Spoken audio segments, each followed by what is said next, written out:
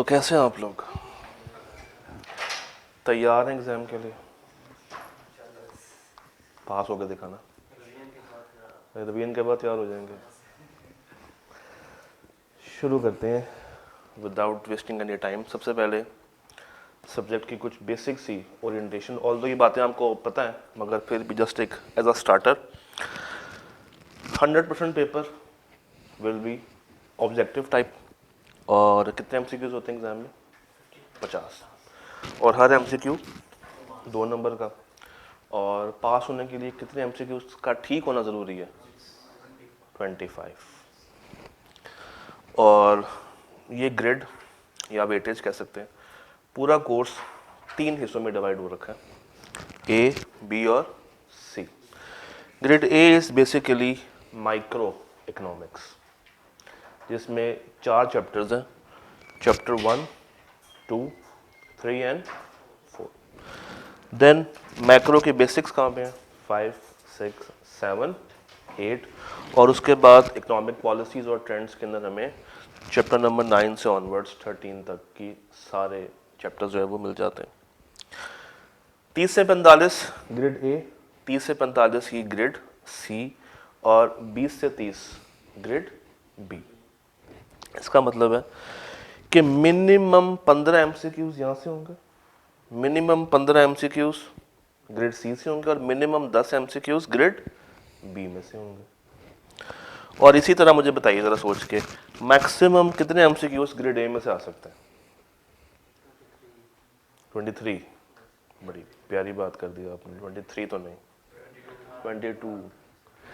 45 की तो maximum weightage है, तो 22 इंटू 2 दैट वुड बी 44। अब देखो, अब ओके।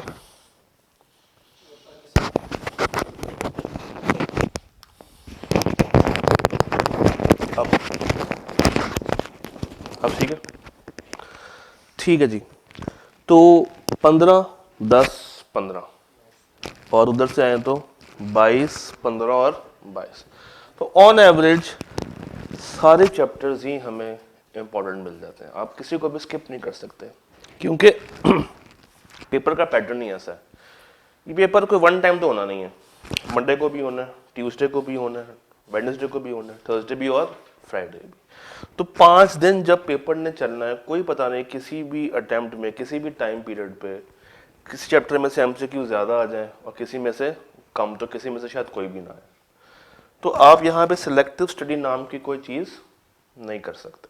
वहाँ तक हमारी बेसिक बात तो हमें समझ आ गई कि पूरी ग्रिड 3 हिस्सों में डिवाइड हो रखी है और हर चैप्टर हमने कहा कि इक्वली इम्पोर्टेंट। आप किसी भी टाइम पे बैंक नहीं कर सकते कि ये चैप्टर ज़्यादा इम्पोर्टेंट है या ये कम इम्पोर्टेंट है। हर बच्चे के लिए हर चैप्टर हर टाइम पे इम्पोर्टेंट है। तो अब फॉर्मली स्टार्ट करते हैं अपने फर्स्ट एरिया को, that is demand, supply and market equilibrium. 3 चीज़ें जो मेन इस चैप्टर में कवर होती हैं, डिमांड साइड, सप्लाई साइड और मार्केट इक्विलिब्रियम। इसके अलावा रिजर्व प्राइस भी है, इसके अलावा ई बिजनेस भी है, इसके अलावा और 2-4 बातें ये चैप्टर करता है। बेसिकली बहुत ही कॉम्प्रिहेंसिव वे में इस चैप्टर को बना दिया है।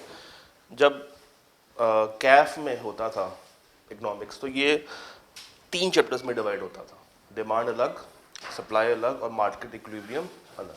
बट अब इसने जोड़ के एक चैप्टर बना दिया है ताकि शुरू में ही बच्चा डर जाए कि भाई इकोनॉमिक्स तो बहुत मुश्किल है। तो शुरू करते हैं। सबसे पहले डिमांड। डिमांड पे जाने से पहले हम लोगों ने देखना है कि what is goods and what is service. Books बंद कर दें। What is goods and what is service. हर वो चीज़ जिसको आप फिजिकली टच कर सकते हैं, हर वो चीज़ जिसको आप फील कर सकते हैं, छू सकते हैं, दैट इज कॉल्ड गुड। और हर वो चीज़ जिसको टच नहीं किया जा सकता, दैट इज सर्विस। मैं आपको पढ़ा रहा हूँ, ये गुड नहीं है, दैट इज सर्विस। आप जिस चेयर पे बैठे हैं वो सर्विस नहीं है, दैट इज गुड। जो बुक आपके हाथ में है, गुड। कैंटीन वाले ने आपको चाय बना के दी, सर्विस। कॉलेज वाले आपको क्लासेस पढ़वा रहे हैं, सर्विस। तो आप गुड्स भी बाय करते हैं और आप सर्विस भी बाय कर रहे होते हैं। तो all tangible things which can be touched, which can be felt by human beings to satisfy their wants. जो चीज़ आपको चाहिए, अगर वो चीज़ उसको सेटिस्फाई कर रही है, उसको पूरा कर रही है, that is called a good. For example car, book, mobile phones, machinery, water. और सर्विस क्या होगी? जिसको आप फील नहीं कर सकते, जिसको आप टच नहीं कर सकते, बट ये भी आपके लिए आपकी वांट को पूरा कर रही है. आज हम इकट्ठे हुए हैं इकोनॉमिक्स पढ़ने के लिए. That is your want, that is your need, your desire. और I am delivering that, I am fulfilling your need. It means कि मैं आपको क्या दे रहा हूँ? सर्विस दे रहा हूँ. सिंपल. Then market environment.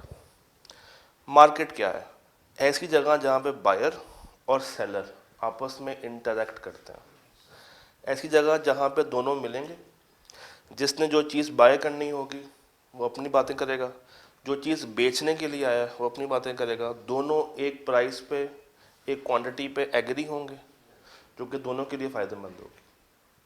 और बायर चीज़ अपने घर ले जाएगा और सेलर पैसा अपने घर ले जाएगा. और ये सब कुछ कहाँ पे होगा? In a market environment. तो market is a place where buyers meet seller. Market brings buyer and sellers together. और मार्केट्स डिफरेंट तरह की होती है. कुछ goods market, financial market, service market.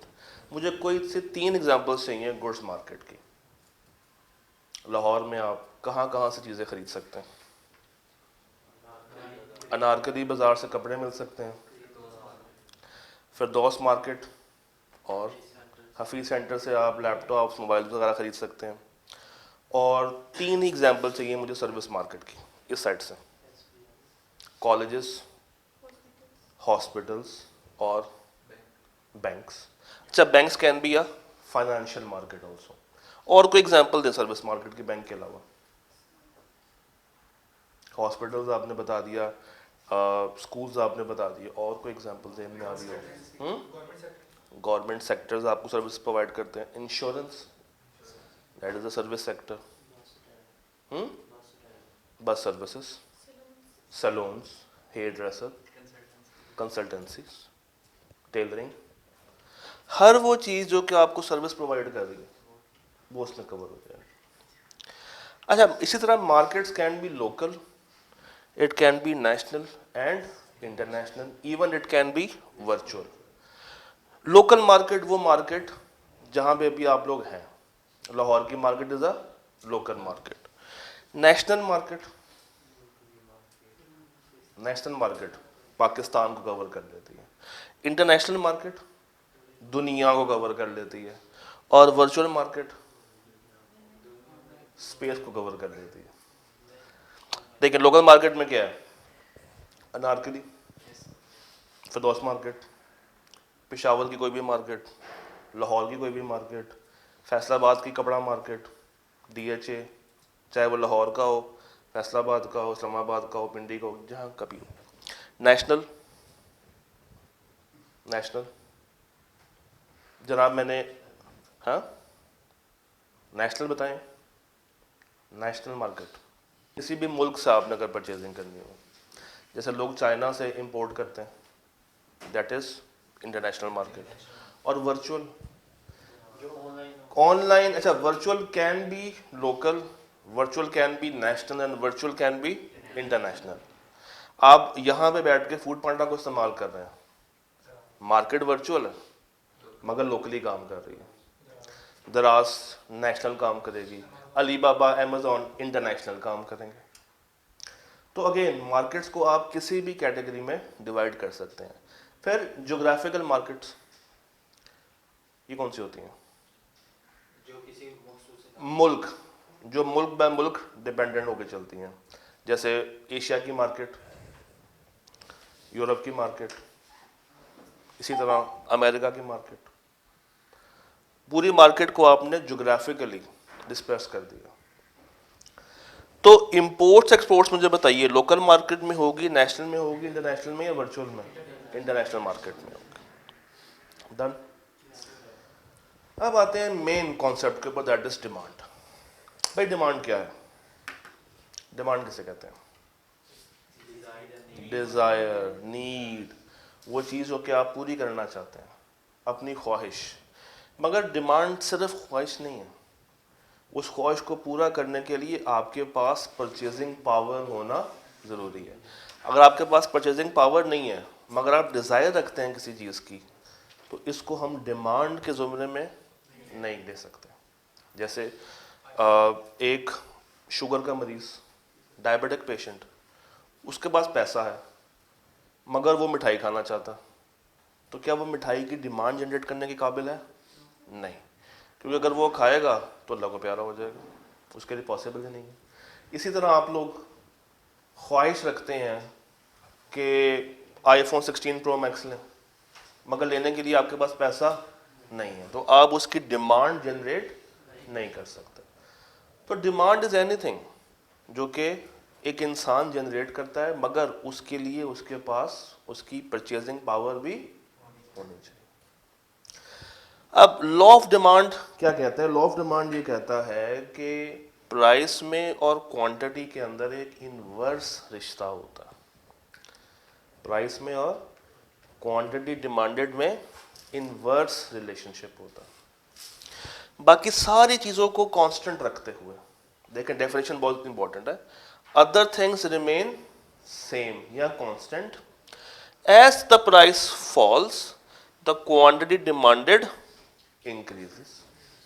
अगर एक चीज़ कम हो रही है तो दूसरी चीज़ इंक्रीज करेगी।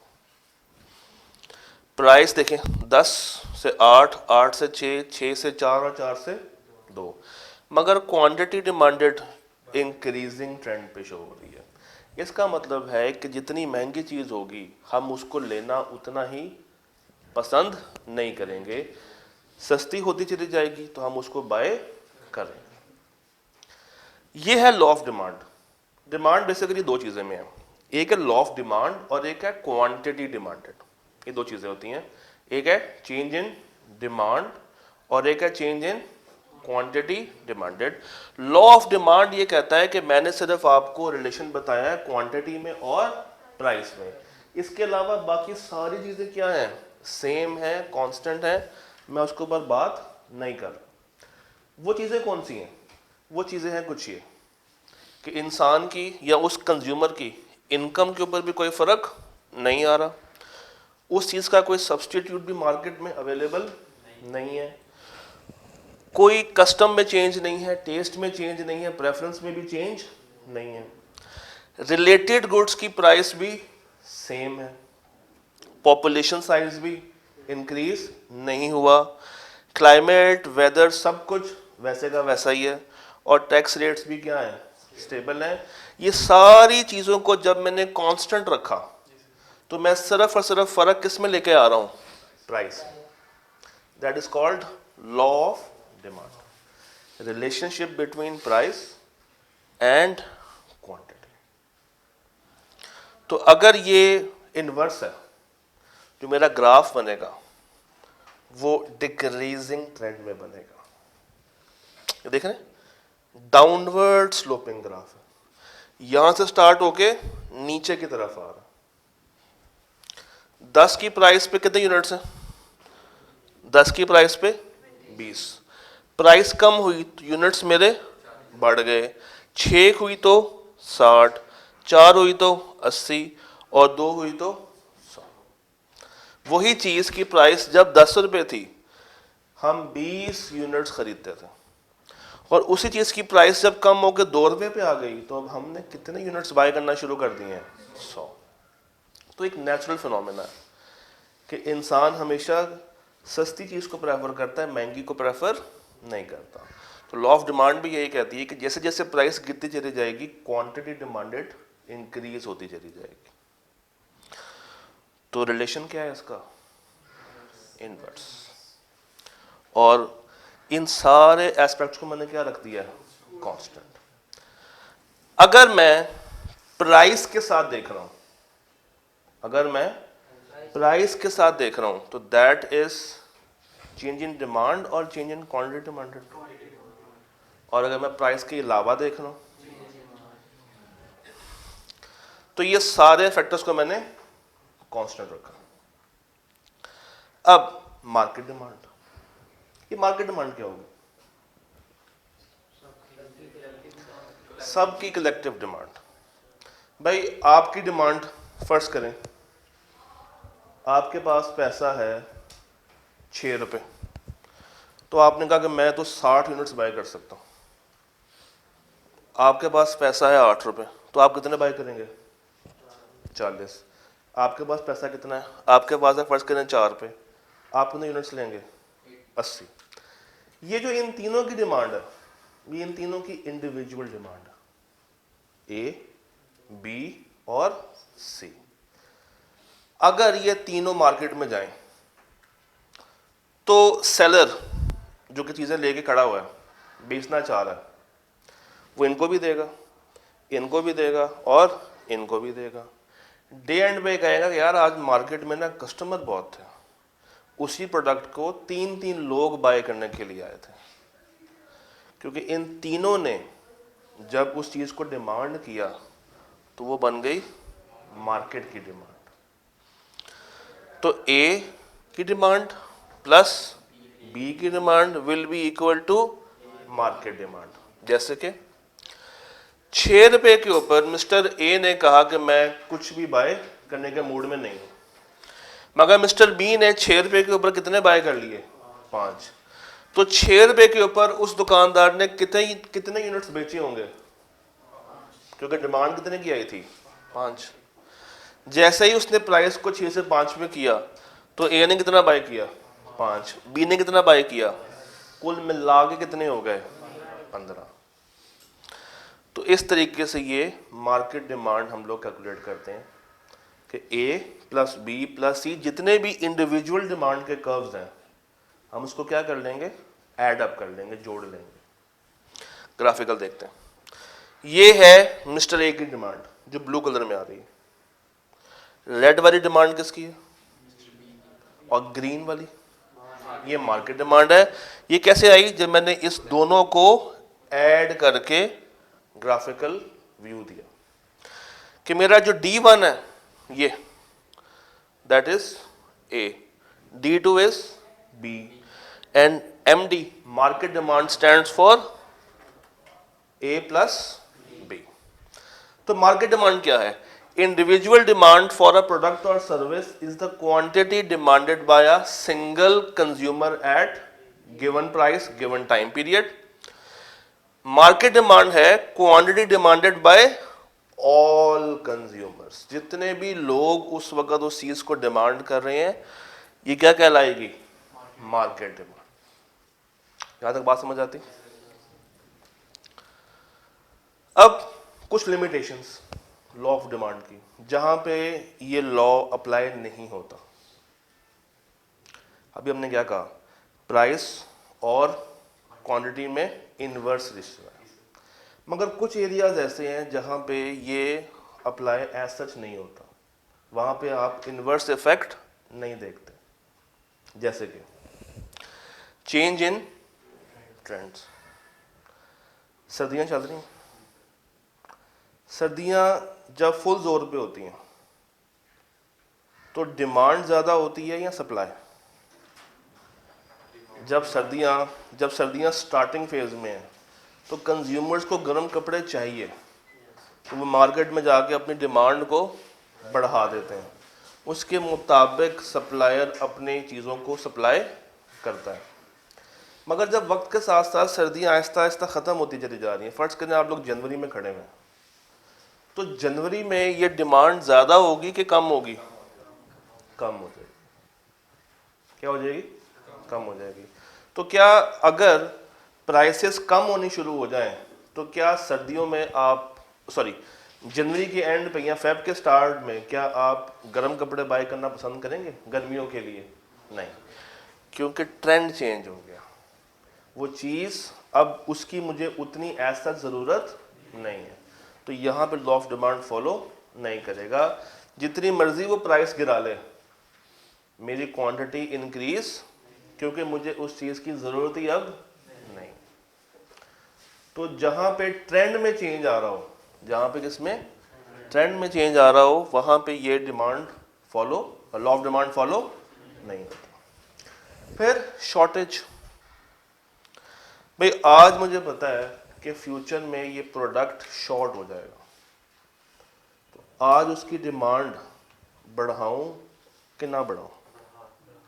बढ़ानी पड़ेगी, क्योंकि फ्यूचर में मांगने पर भी वो मुझे चीज़ प्रोवाइड नहीं होगी।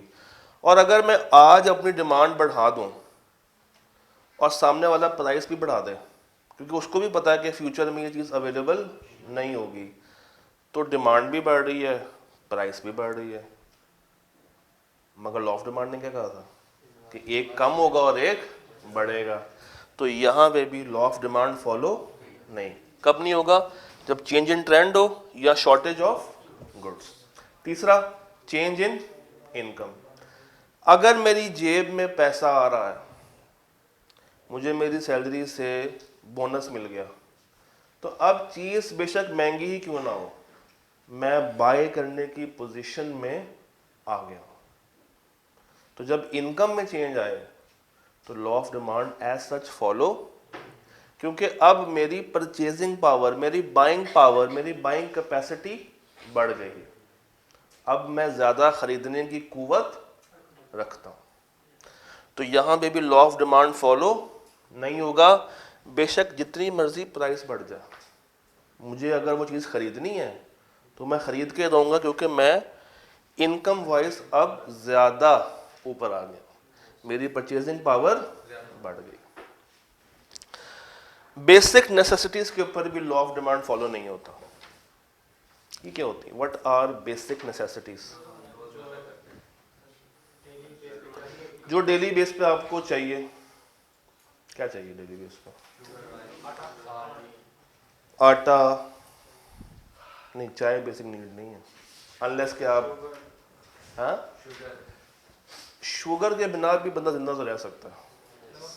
पानी, आपको पता है कराची में पानी बिकता है, तो जितना मर्जी पानी को महंगा कर लें, क्या उसकी डिमांड में कमी आएगी? क्या लोग पानी के बिना जिंदा रह सकते हैं? नहीं। तो अगर पानी की प्राइस बढ़ती चली जाएगी तो उसकी क्वांटिटी में कोई कमी नहीं आएगी, लोग उसको फिर भी बाय करेंगे ही करेंगे, क्योंकि वो क्या है? Basic necessity. इसी तरह wheat, rice, that is also basic necessity. Sugar कुछ जगहों पे क्लासिफाई होती है, कुछ जगहों पे नहीं होती, तो आप इसको अकोमोडेट कर सकते हैं। तो ये लिमिटेशंस हैं जहां पे लॉ ऑफ डिमांड फॉलो नहीं होता। अच्छा, लॉ ऑफ डिमांड था क्या? अगर मैं वापस जाऊं तो other things remain same, price fall होने से क्वांटिटी, या प्राइस बढ़ने से क्वांटिटी कम। और हमने कहा था कि ये सारी चीजें कांस्टेंट है। बेसिकली इन्हीं को अगर मैं चेंज कर दूं तो ये मेरी क्या बन जाएगी? लिमिटेशंस। अगर मैं इन्हीं को चेंज कर दूं, ये मेरी क्या बन जाएगी? लिमिटेशंस। यहां तक ओके? कोई सवाल? अब एक कॉन्सेप्ट होता है चेंज इन क्वांटिटी डिमांडेड, और एक होता है change in demand. Change in quantity demanded versus change in, बात याद रखिएगा, अगर प्राइस की वजह से चेंज है, किसकी वजह से? तो ये कराता है चेंज इन क्वांटिटी डिमांड। और अगर इन फैक्टर्स की वजह से चेंज है, कस्टम की वजह से, टेस्ट की वजह से, इनकम की वजह से, सब्स्टिट्यूट की वजह से, शॉर्टेज की वजह से, तो वो चेंज इन डिमांड, वो चेंज इन डिमांड। तो बच्चे अक्सर कंफ्यूज रहते हैं कि what is the difference between change in quantity demanded and change in demand. Quantity demanded is always concerned with the price, and change in demand, इसमें price का effect नहीं है, सारे फैक्टर्स जो कि अदर देन प्राइस। और वो सारे फैक्टर्स कौन से हैं? Income, taste, habit, necessities, trends, culture, और बहुत सारे, एडवर्टाइजमेंट।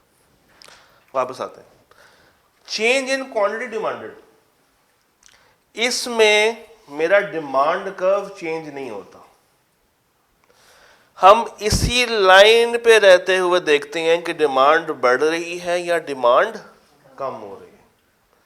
इसको एक और नाम भी दिया जाता है, movement along the curve. Movement along the curve. मगर चेंज इन डिमांड इसमें शिफ्ट आता है, या डिमांड कर्व बाहर को जाएगा या डिमांड कर्व अंदर को आ जाएगा। बाहर को जाएगा तो राइट साइड पे, अंदर को आएगा तो लेफ्ट साइड पे। बाहर को जाएगा तो आउटवर्ड, अंदर को आएगा तो। चलिए एक प्रैक्टिस करते हैं। इनकम बढ़ी तो डिमांड बढ़ेगी। ये चेंज इन डिमांड है या चेंज इन क्वांटिटी डिमांडेड है? चेंज इन डिमांड है, ये चेंज इन डिमांड है। तो ये राइटवर्ड जाएगी या लेफ्टवर्ड आएगी? राइटवर्ड जाएगी। यानी कि ग्रीन वाला उछल के बाहर को जाके क्या बन जाएगा? D1। ये D1 ब्लू वाला। बेसिक नेसेसिटी की प्राइसेस बढ़ गई हैं,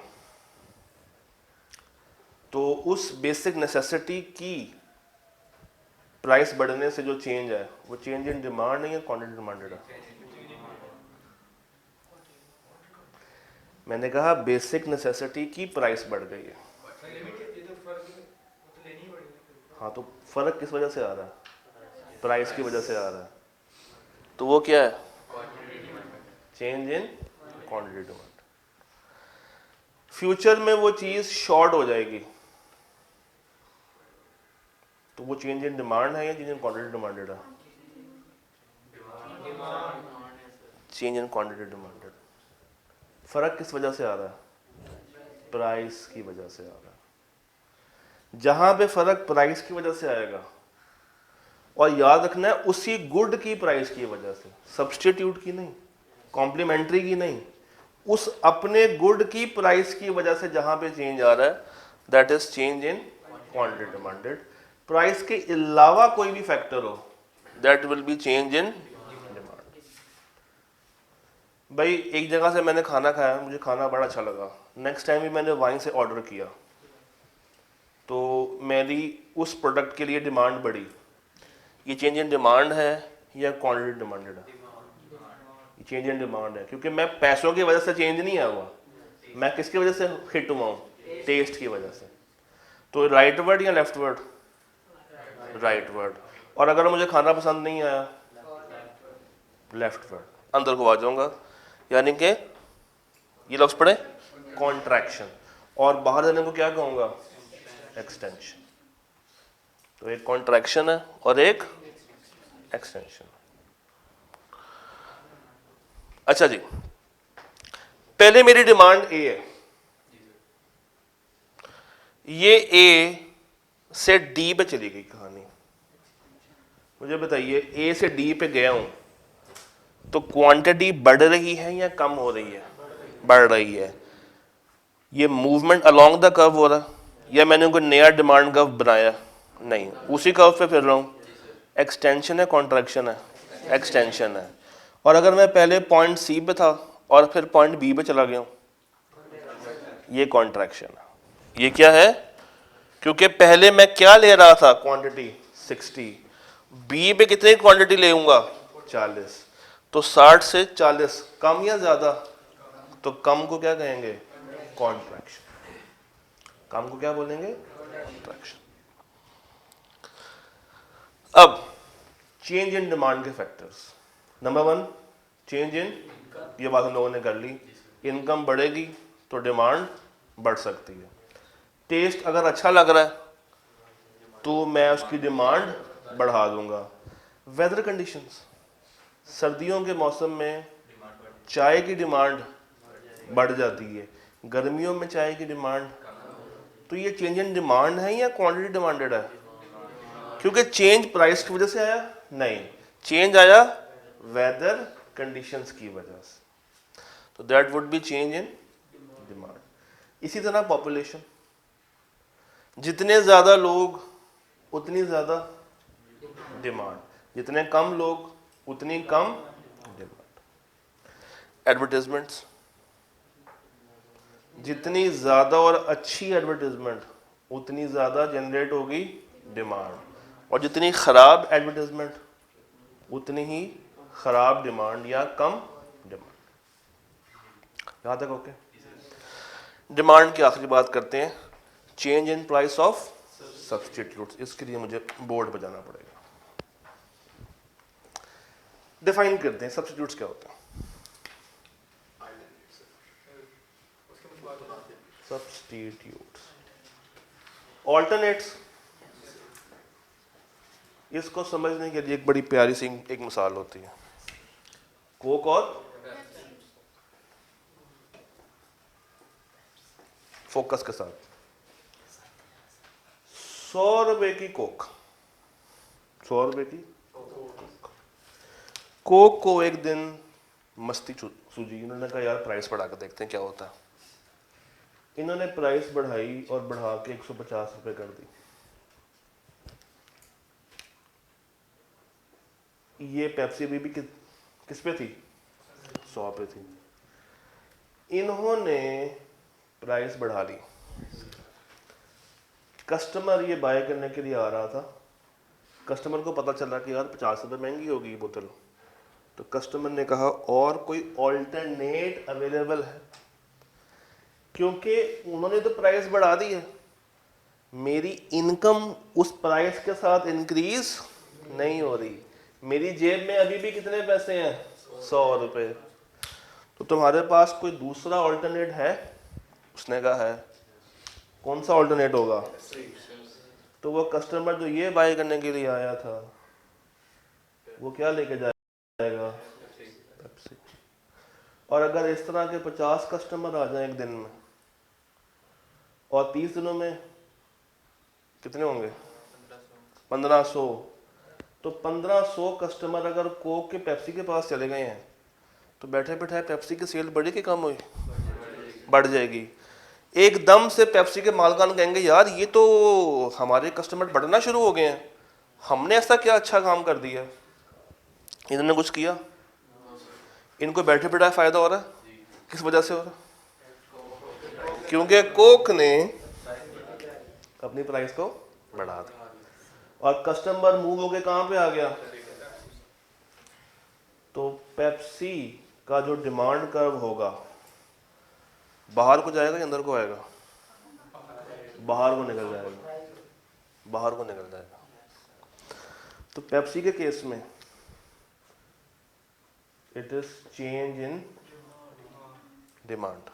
अब इधर आ जाए, ये 1500 कस्टमर के इसका कम हुआ, कम हुआ, यानी कि 1500 बोतलों की क्वांटिटी भी कम हुई होगी। क्यों कम हुई? प्राइस की वजह से। तो इनके लिए ये चेंज क्या है? इनके लिए है change in quantity demand substitutes के साथ। इसको नोट कर लें।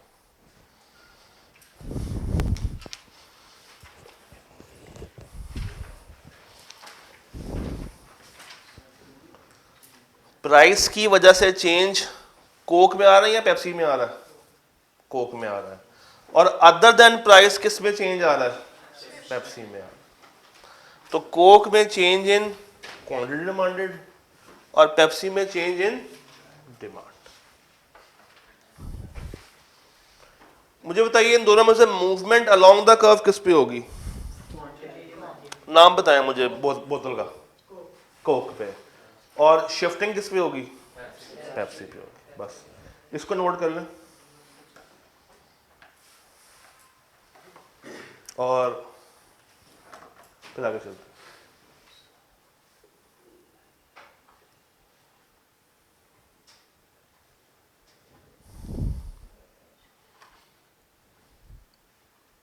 बोर्ड पे फोकस कर दें।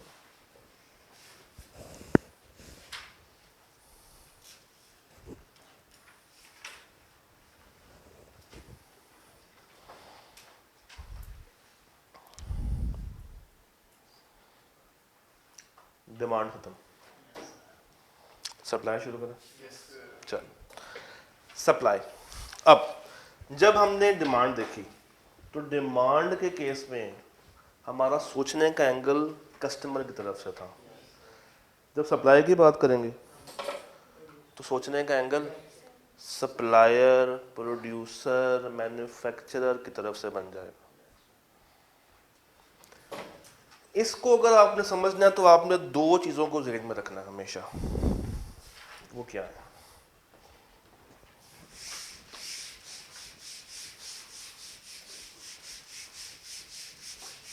देखें, एक नेचुरल फिनोमेना, अगर मैं सप्लायर हूं, फर्स्ट करें मैं ये कुर्सियां बेचता हूं, ये वाली कुर्सियां, ब्लू चेयर्स, ये मेरी कंपनी का नाम है ब्लू चेयर्स लिमिटेड, ठीक है। अगर ब्लू चेयर्स लिमिटेड की प्राइस, जो कि सेल प्राइस है बेसिकली, वो बढ़ जाती है, क्या होती है? बढ़ जाती है, तो बीइंग सप्लायर, मैन्युफैक्चरर, प्रोड्यूसर, जब मार्केट में इसकी सेल प्राइस बढ़ गई तो मेरी ख्वाहिश ज्यादा बेचने की होगी कि कम बेचने की? इस बात पे सारे एग्री करते हैं, पक्की बात है। तो मैं इसकी सप्लाई क्या कर दूंगा? बढ़ा दूंगा। अब वो पढ़े,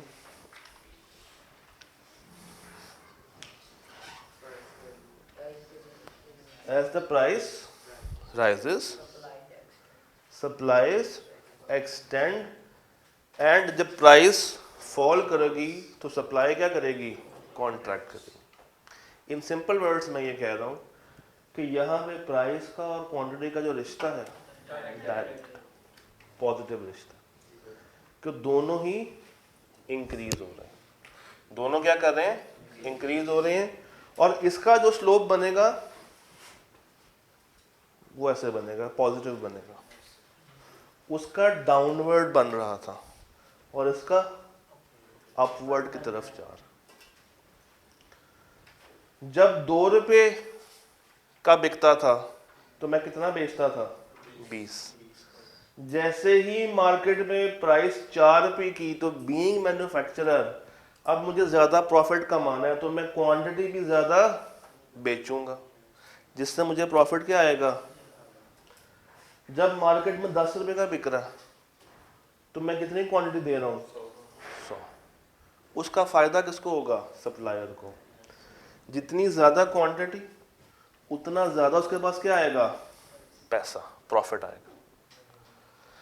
कस्टमर कहता है कि प्राइस कम करो, सप्लायर कहता है कि मैं प्राइस बढ़ाऊंगा, तो दोनों को एक पॉइंट पे लाना जरूरी है। उस पॉइंट का नाम क्या होता है? Market equilibrium. ये वाला पॉइंट समझ आता है? अब डिमांड याद करते हैं।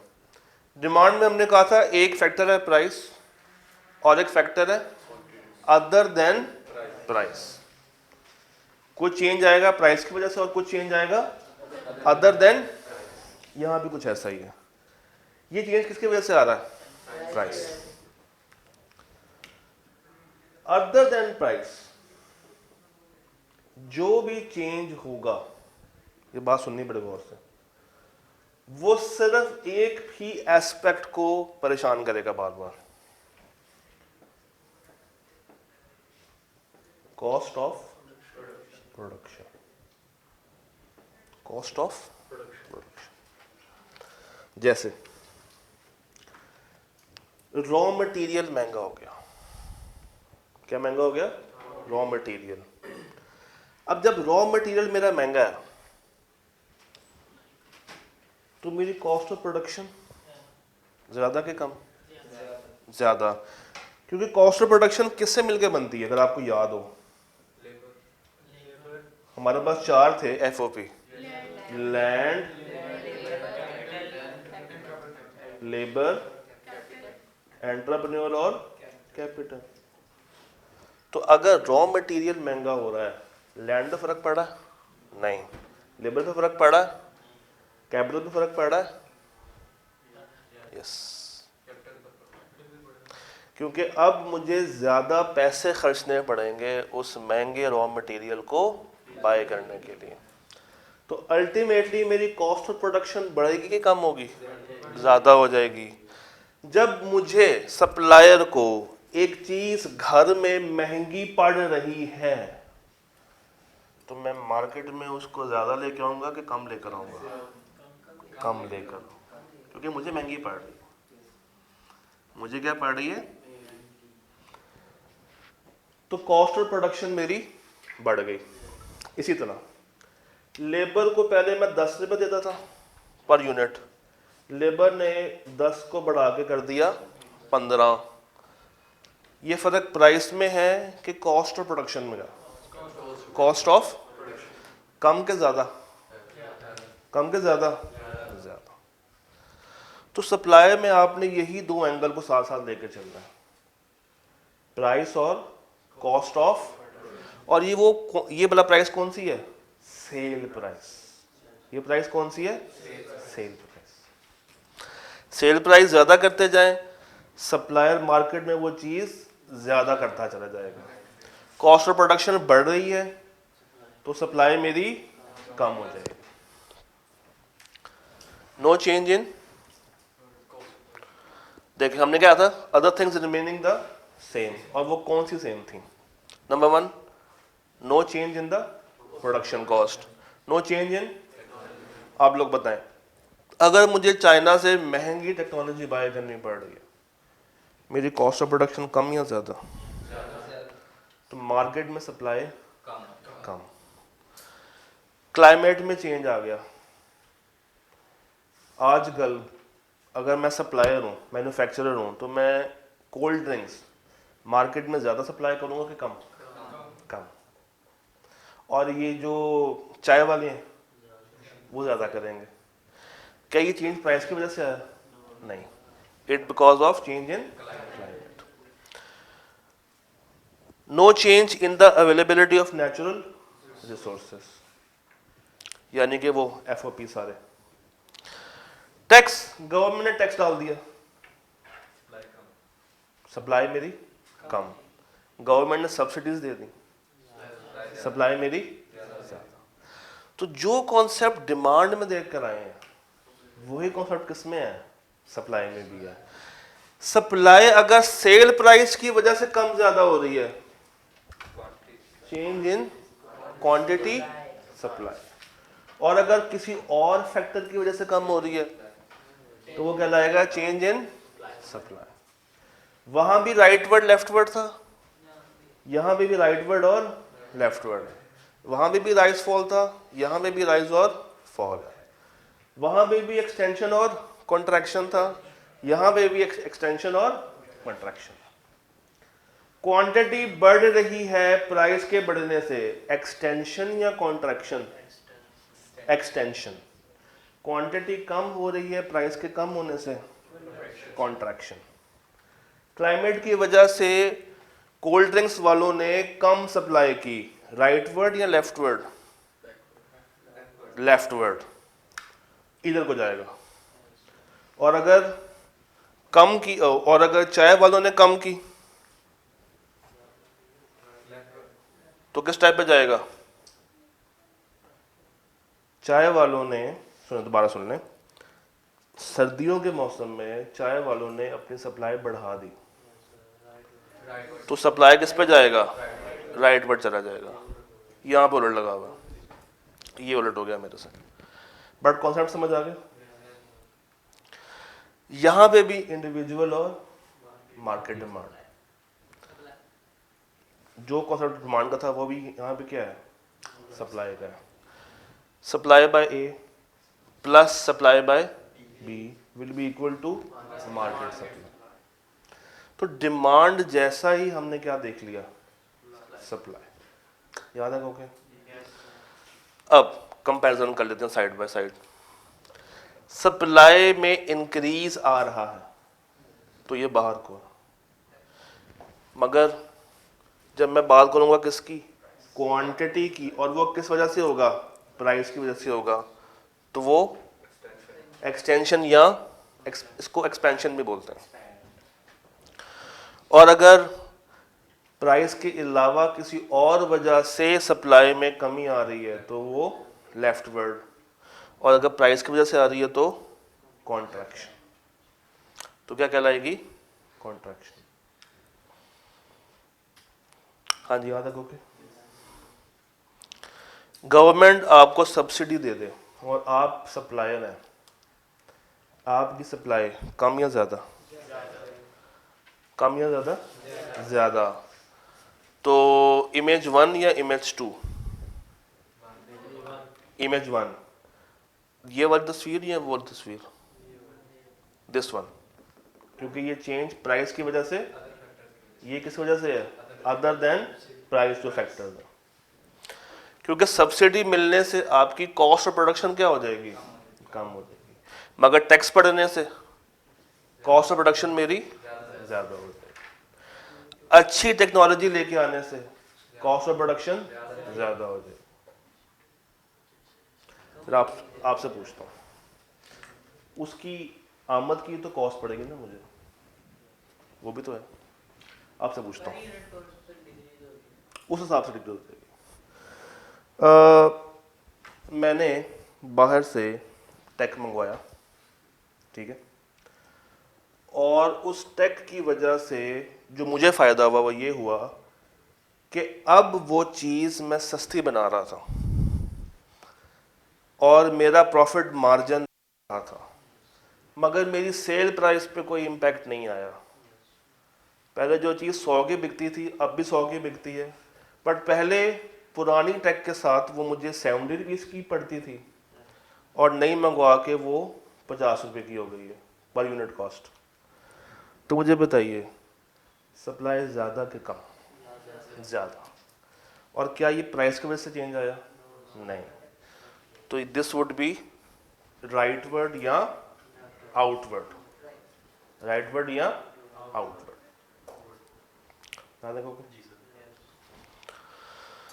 अब बात करते हैं कुछ लिमिटेशंस की और फिर वापस जाएंगे सब्स्टिट्यूट्स पे। सर जी, कुछ जगहों पे जिस तरह हम लोगों ने बात की थी कि डिमांड फॉलो नहीं होता, उस तरह सप्लाई भी फॉलो नहीं होती। फॉर एग्जांपल, अगर आपको पता है कि मुल्क के हालात ख़राब होने वाले हैं, जंग लगने वाली है, कुछ नेचुरल डिज़ास्टर आने वाला है, कुछ और मसला होने वाला है, तो सप्लायर क्या करेगा? चीज़ें रोकेगा या चीज़ें सस्ती करके देना शुरू कर देगा? सस्ती करके देना शुरू कर देगा। क्योंकि आज अगर वो बेच लेगा तो ठीक है, जब जंग शुरू हो जाएगी तो कोई उसे खरीदने वाला नहीं। एक ये कॉन्सेप्ट है। दूसरा कॉन्सेप्ट ये भी है कि जब जंग लगेगी तो मुल्क में बाय डिफ़ॉल्ट शॉर्टेज भी हो सकती है। मुल्क में बाय डिफ़ॉल्ट शॉर्टेज भी हो सकती है, और उस शॉर्टेज में फिर फ़ायदेमंद कौन होता है?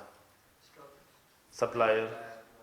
क्योंकि वो उस चीज़ का ज़्यादा प्राइस चार्ज करेगा और क्वांटिटी कम देगा, मगर प्राइस ज़्यादा कर सकता है। इसी तरह जब ये सर्दियाँ ख़त्म हो रही होंगी, आप देखेंगे कि क्लियरेंस सेल लगती है। जनवरी के एंड पे या फरवरी के स्टार्ट पे गर्म कपड़ों के ऊपर आपको सेल लगी हुई नज़र आएगी, कम प्राइस पे नज़र आएगी, मगर क्वांटिटी जो वो दे रहे होंगे वो ज़्यादा होगी। मगर लॉ ऑफ सप्लाई क्या था कि प्राइस ज़्यादा तो सप्लाई भी ज़्यादा। यहाँ पे प्राइस कम है और सप्लाई ज़्यादा, तो वहाँ पे लॉ ऑफ सप्लाई फॉलो नहीं करता। इसी तरह जो चीज़ें आउट ऑफ फैशन हो जाए वो फिर आप सस्ती करके दे रहे होते हैं, आप उसको महंगी करके बेच नहीं सकते। सप्लाई ऑफ पेरिशेबल गुड्स, ये कौन सी गुड्स होती हैं? जो जल्दी ख़राब हो सकते हैं, जिनको ख़राब करना जल्दी है। जैसे आपका दिमाग है, जल्दी एक्सपायर हो जाता है। फ्रूट्स, मिल्क, वेजिटेबल, सुन लें, फ्रूट्स, मिल्क, वेजिटेबल, इनको ख़त्म करने के लिए सस्ती भी बेचनी पड़े तो सप्लायर इसको बेच देता है। क्योंकि अगर ना बेचेगा और वो ख़राब हो गई तो सारा लॉस किसको बर्दाश्त करना पड़ेगा? सप्लायर। अभी वो थोड़े से लॉस के ऊपर भी चीज़ों को निकालने वाली करता है। प्राइम इसकी एग्जांपल है सब्जी मंडी। आप सुबह सुबह जाएं आपको रेट बहुत हाई मिलेगा, दोपहर में जाएं कुछ कम हुआ होगा, शाम में मज़ीद कम हुआ होगा, रात में बहुत ही कम हुआ होगा, क्योंकि वो सब्ज़ी की जो शेल्फ लाइफ होती है एक दिन की होती है, 24 घंटों की होती है, उसके बाद उसने ख़राब होना ही होना होता। तो ये कुछ एरियाज हैं जहाँ पे लॉ ऑफ सप्लाई फॉलो नहीं होता। अब बात करते हैं सब्स्टिट्यूट्स की और कॉम्प्लीमेंट्री गुड्स की, और देखते हैं कंपैरिजन डिमांड के साथ भी। उसके बाद करते हैं ब्रेक और फिर वापस मुलाकात करते हैं। अच्छा जी, मैं ऊपर एक दफा डिमांड साइड बना दूं। डिमांड साइड में क्या था? प्राइस ऑफ कोक बढ़ी थी, तो कोक की अपनी क्वांटिटी डिमांडेड कम हो गई थी, मगर क्वांटिटी नहीं, डिमांड ऑफ पेप्सी बढ़ गई। ये तो नहीं भूलेगा कभी। अच्छा, अब देखते हैं सप्लाई पे क्या होता है। सब्स्टिट्यूट्स,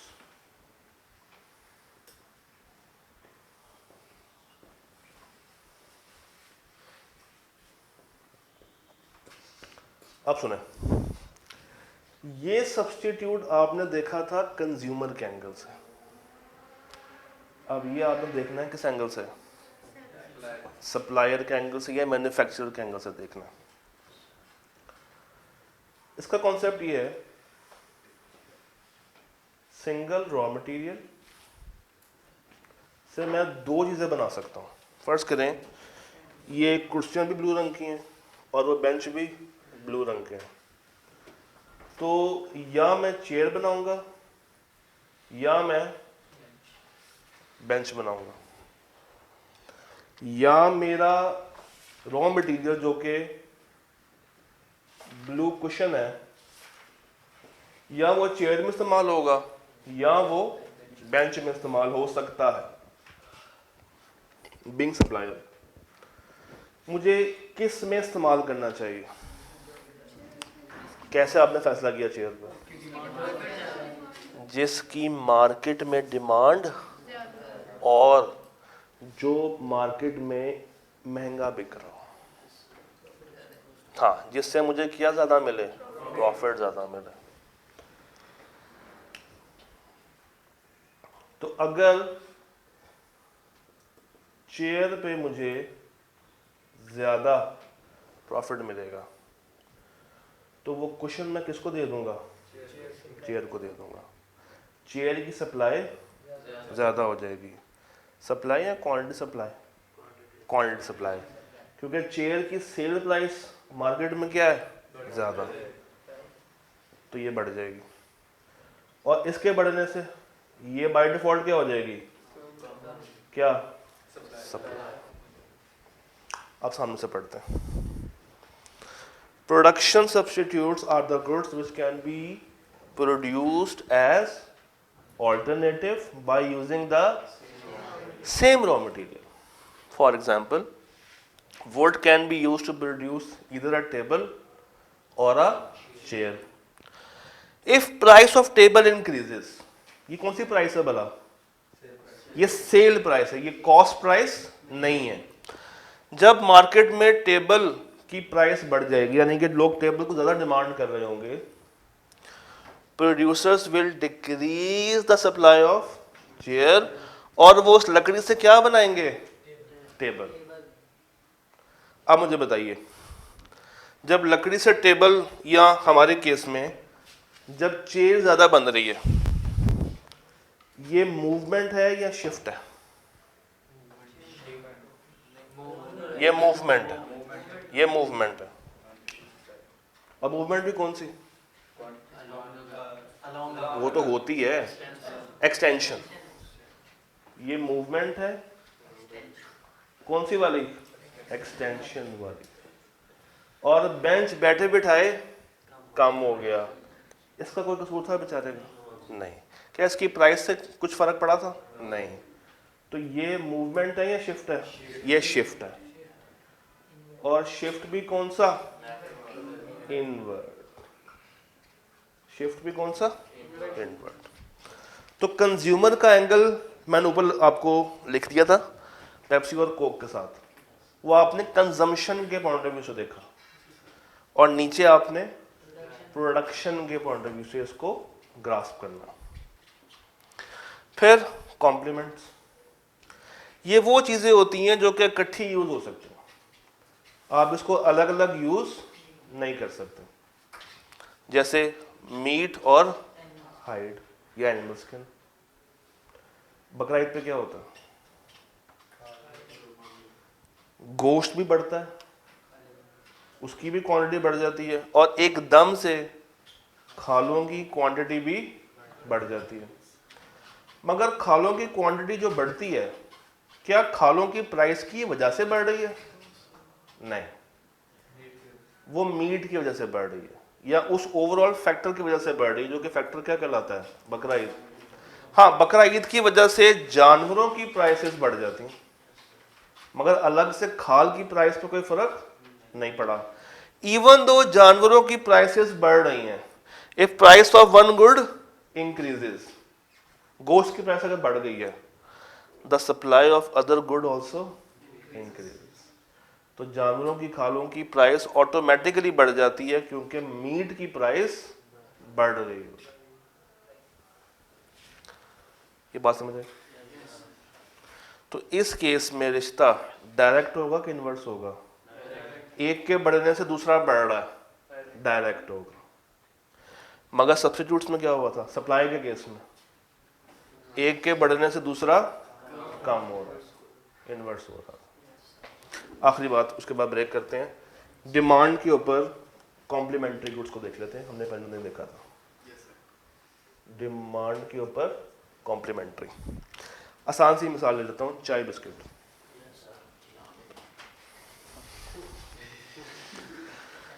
आप कैंटीन वाले के पास जाते हैं और चाय बिस्किट आप इकट्ठा ही कंज्यूम करते हैं। खाली चाय पीते तो गले में दर्द करती है या इट कॉजेज यू एसिडिटी। खाली बिस्किट आपको पसंद नहीं आता, तो वो इकट्ठा यूज होगा।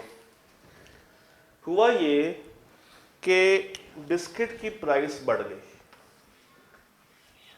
बिस्किट जो 10 रुपए वाला था वो बढ़ के 100 रुपए का हो गया, मगर चाय अभी भी 50 की ही है। तो जब बिस्किट बढ़ा तो चाय का क्या करें?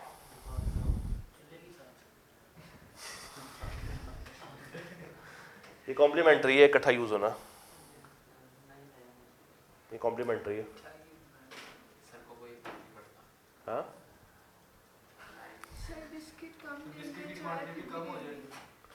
बिस्किट 10 से 100 पे हो गया। बिस्किट की बेसिकली हुआ क्या? बिस्किट की प्राइस में चेंज आया, प्राइस बढ़ गई। तो लॉ ऑफ डिमांड क्या कहते हैं यहाँ पे?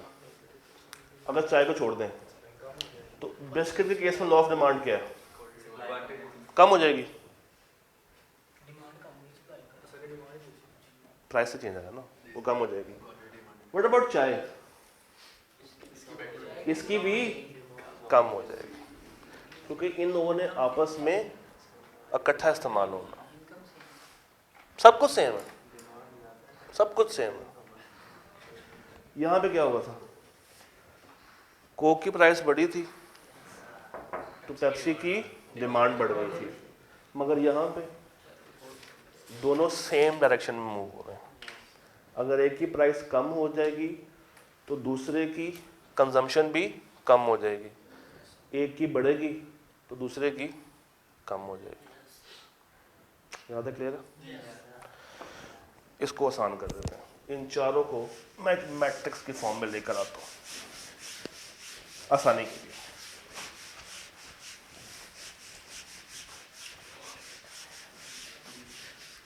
देखिएगा गौर से,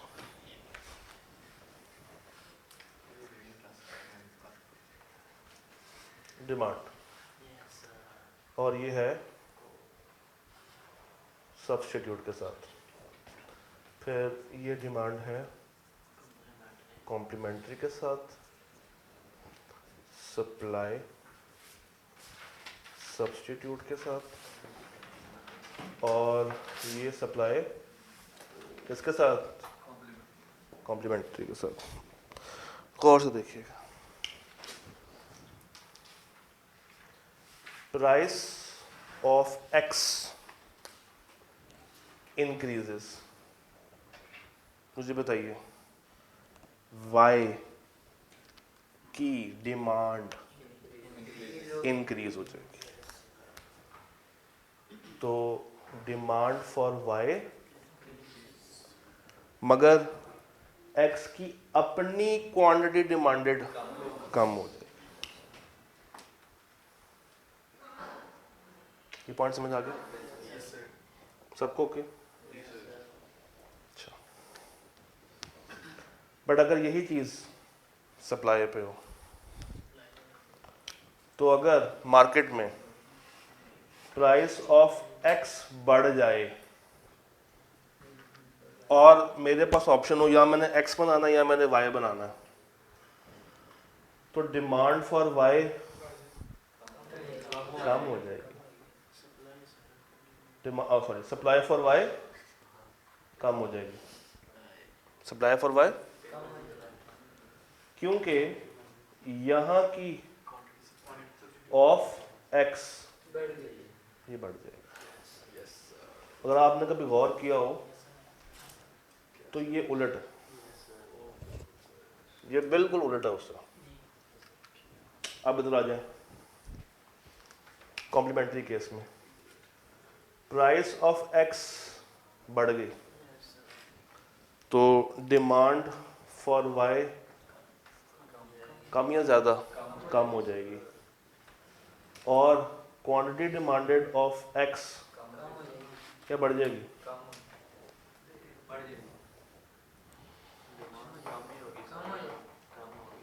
हाँ जी, कम या ज़्यादा, कम या ज़्यादा, कम या ज़्यादा, क्योंकि यहाँ पे सिंपल लॉ ऑफ डिमांड है। देख रहे हैं, एक के बढ़ने से दूसरा कम हो रहा है, ये सिंपल लॉ ऑफ डिमांड है। और ये देखें, it is simple law of supply. तो इसी तरह प्राइस ऑफ एक्स अगर बढ़ जाए तो क्वांटिटी सप्लाइड ऑफ एक्स, मगर कॉम्प्लीमेंट्री गुड्स की सप्लाई साथ में क्या हो जाएगी, बढ़ जाएगी। तो अगर कभी भूल जाए तो आप इसको इस तरह याद रख सकते हैं, इस मैट्रिक्स के साथ। मैंने कुछ नहीं किया, ये क्या लग रहा है, लॉ ऑफ डिमांड, ये क्या है, law of demand, law of supply, ये वैसे का वैसा ही है। अगर आप रिटर्न लगाने के मूड में भी हो तो बस इसको ध्यान में रख लें। अगर ये बढ़ रहा है डिमांड के केस में किसके, सब्स्टिट्यूट के साथ, तो यहाँ पे क्या होगा, कम। ये यहाँ पे बढ़ा तो यहाँ पे कम, यहाँ पे बढ़ा तो यहाँ पे बढ़ जाएगा। तो इसको ध्यान में रख के आप ये चार खुद से भी बना सकते हैं अगर रटा लगाने के मूड में हो तो। ऑल्दो मैं कभी इनकरेज नहीं करूंगा कि आप रटा लगाएं इस चीज को। मैंने चाय फिर भी नहीं पिलानी।